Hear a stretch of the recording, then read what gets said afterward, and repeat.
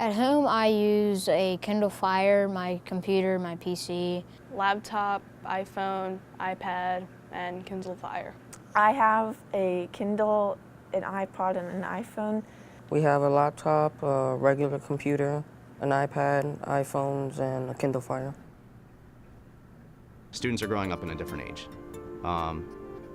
They are bombarded with technology outside of this school.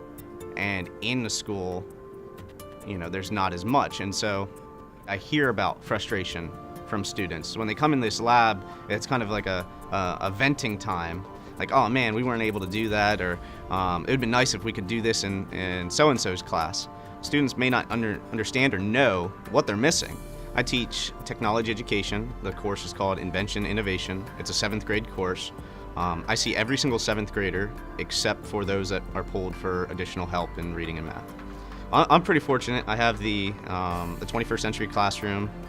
There's a lot of computers in here. It's not the traditional classroom, and so I'm able to have students using all sorts of software.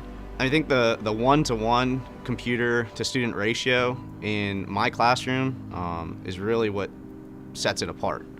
There's no other teacher that has their own computer lab and a classroom all together, and so we have the ability to have students work on projects at the desks, and then when they need to, they can get on the computer. It's not waiting in line to get on the computer. It's not, I'm next, I'm waiting for so-and-so to finish up.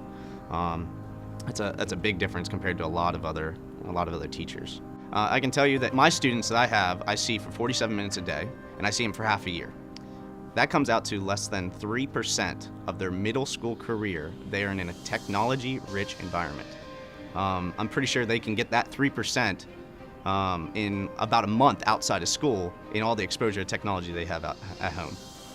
There's 3-4 computers in every classroom.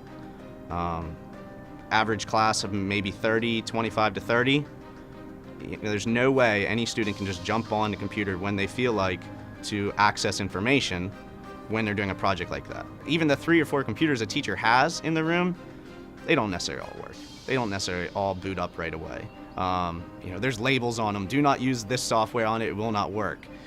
They have to use print resources, which there's benefits to print resources, but students know how to search the internet. They're growing up in that world. They know how to use this technology. They know how to access materials, but we're telling them, no, you have to find it in this paper. This paper has the answers versus, we'd like to have the internet there for you, or we'd like to have you on this computer, but there's not enough. There's a lot of frustration coming from teachers. I do know that. Every day, it seems like I'm having teachers say, hey, is your lab available? Is your classroom, how many computers do you have available? I have 6 kids that need on a computer.